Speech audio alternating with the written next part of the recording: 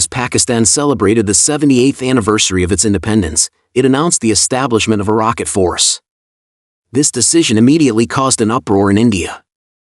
A retired Indian military officer promptly published an article calling on India to establish its own rocket force as well. Meanwhile, India also celebrated its 78th anniversary. Narendra Modi personally visited the Red Fort, a symbol of the Mughal era, and delivered a public speech there. At the event, Modi directly threatened Pakistan, claiming that India was ready to severely punish its neighboring country. Modi's threat was first in response to remarks made by Pakistan's Army Chief of Staff Asim Munir in the United States earlier. Munir warned India not to resort to violence, stating that Pakistan is a nuclear-armed country. If faced with an existential crisis, Pakistan would not hesitate to take half the world down with nuclear weapons. Modi accused Pakistan of long-term nuclear blackmail and claimed that New Delhi would no longer tolerate it, saying that the Indian military would accomplish its goals at a time and in a manner of its own choosing. Modi also once again praised India's Operation Red Lotus, claiming that this military operation had severely punished Pakistan. As Modi made his statement, Pakistani Prime Minister Shehbaz Sharif announced the establishment of the country's rocket force. A Pakistani official stated that the headquarters of Pakistan's rocket force would be responsible for missile management in conventional warfare environments, and this was clearly aimed at India.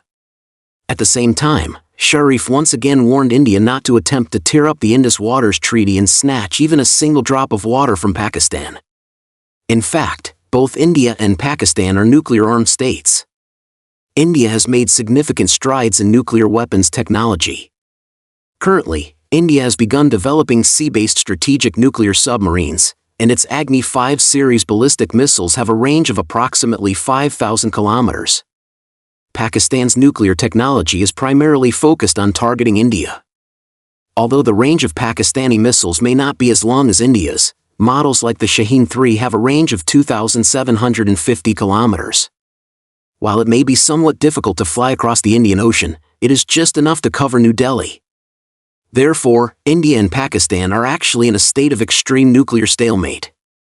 Both sides have their trump cards but will not cross the line. However, the current situation is that India has even lost to Pakistan in conventional confrontations. Therefore, it is understandable that India is indeed furious. As Pakistan's army chief, Asim Munir has visited the United States twice in a short period of time and even received a meeting with Trump, which seems to imply that the United States is no longer standing on India's side. In contrast, Modi almost fell out with Trump over the India-Pakistan exchanges of fire, and the current US-India relations are also very poor. India is facing enormous pressure from the United States. Trump has been suppressing India on the grounds that India imports energy and weapons from Russia.